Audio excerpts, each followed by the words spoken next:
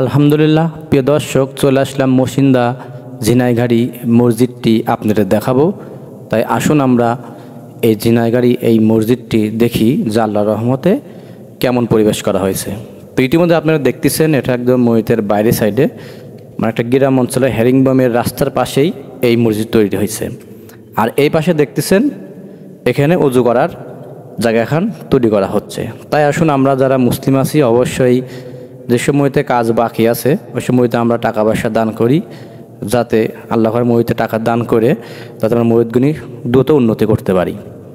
তো দেখতেছেন এটা হলো এই মসজিদের বাইরের সাইডে।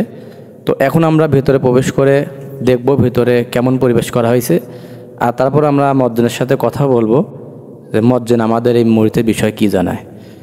তাই আসুন আমরা যারা মুসলিম আছে অবশ্যই 5 ওয়াক্ত সালাত আদায় করব। দেখতেছেন একটা সুন্দর গেট, আর এই মসজিদের ভেতরে এসে দেখলাম যে সুন্দর একটি নকশা করে এই টাইলসগুলো বসানো হয়েছে। মাশাআল্লাহ অনেক সুন্দর। কিন্তু আমরা তো সবাই জানি যে মসজিদ আল্লাহর ঘর সুন্দর, সবাই জানি, কিন্তু নামাজের আগ্রহী খুব কম। তাই আসুন আমরা যারা মুসলিম অবশ্যই 5 ওয়াক্ত সালাত আল্লাহর রহমতে আদায় করি, কারণ সালাত আমাদের জন্যই ফরজ। আর এই মসজিদে আছে 4-5 কাতার।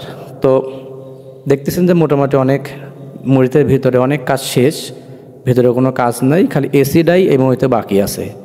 তা আপনারা যদি চান যে এলাকার মসজিদে আমরা টাকা পয়সা দান করে এসি করব, সেটা আপনাদের ব্যক্তিগত করতে পারেন, এটি নামাজের একটা পরিবেশ সুন্দর করার জন্য।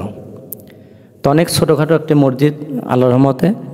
দেখতেছেন এই কাবার পিকটা নিচে লাগানো আছে, মানে সেরকম খুব বেশি একটা বড় সাইজের কিছু দেখার মতো নাই। তারপর এখন এই ছোট্ট ভিডিও দেখতে পারলেন। এখন আমরা এটা মুয়াজ্জিনের বিষয়ে একটু কথা বলবো, আসুন কথা বলি।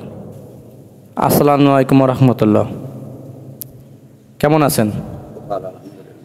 একটু আমাদের বলেন মসজিদের বিষয়ে, যে নামাজ লোক কেমন হয়, অর্থাৎ এই মসজিদটা আছে কোন, একটু আমাদের জানান।